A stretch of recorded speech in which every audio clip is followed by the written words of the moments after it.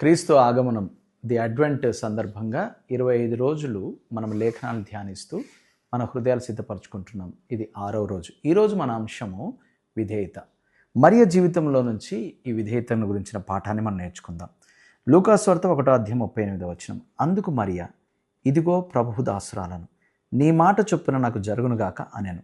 అంతటా దూత ఆమె యొద్ద నుండి వెళ్ళెను.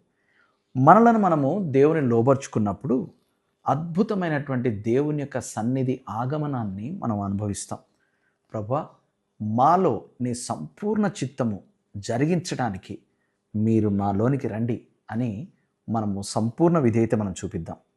మనం చేసుకున్నటువంటి ఒక ప్రధానమైనటువంటి ప్రణాళిక ఏదైతే ఉందో దాన్ని ఈరోజు దేవుని ఎదుట పెట్టి, ప్రభువా, ఈ ప్రణాళిక విషయంలో నీ చిత్తం ఏంటి అని పూర్తిగా ఆయనకు విధేయత చూపించి ఆయన మాట చొప్పున మనకు జరుగునుగాక అని సిద్ధపడుకుంది.